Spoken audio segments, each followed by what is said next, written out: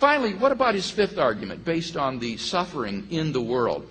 Well, I think it's undoubtedly true that the pain and suffering in the world is a tremendous emotional obstacle to belief in God.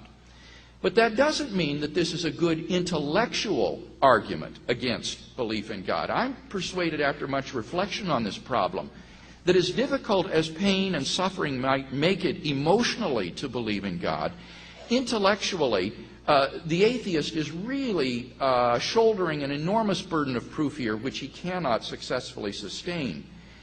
Dr. Dacey's key claim here is that pointless suffering exists. Now, that claim is extraordinarily difficult to prove. In order to prove this claim, the atheist must prove the further claim that God does not have good reasons for permitting the suffering in the world. But how could the atheist possibly know that?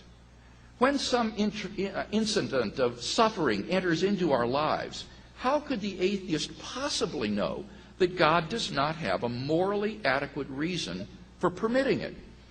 Well, Dr. Dacey is aware of this problem, and so he gives a further argument to show that God cannot have good reasons for permitting suffering. But the problem is that both of the premises of that argument are pretty clearly false. Take the first premise that he gave. He says, we don't know of any kinds of goods that would morally justify God's permitting suffering.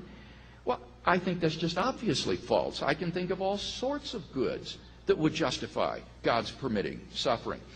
From a Christian point of view, speaking in the broadest terms, God's purpose for human history is to bring as many people freely to a saving relationship with Himself, thereby securing their eternal life and eternal happiness.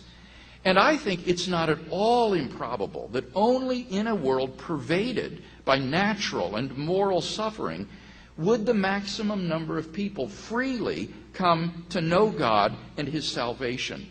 So to carry his argument, Dr. Dacey would have to show that there is a possible world that God could create which has less suffering than the actual world, but has an equal amount of the knowledge of God and His salvation. And that's just pure speculation. But that's not all. The second premise, I think, is also wholly implausible. That premise says that if there were goods that justify God's permitting suffering, then we would know what they are. Well, I don't think that's true. The atheist seems to presuppose that if God has good reasons for permitting suffering in our lives, then He's somehow obliged to tell us what they are. But that seems very implausible. It would turn the universe into a haunted house. Every time I stubbed my toe, a voice would whisper, "Here's why I'm permitting this." You know, and this would really get to be annoying after a while. Worse, what Dr. Dacey is asking for may well be logically impossible. For in certain cases, if God were to say, "Here's why I'm allowing this," then we might act in such ways as to prevent the justifying good from coming about, so that the suffering in that case would take place if and only if the suffering did not take place, which is logically impossible. So in that case, Dr. Dacey's premise is necessarily false.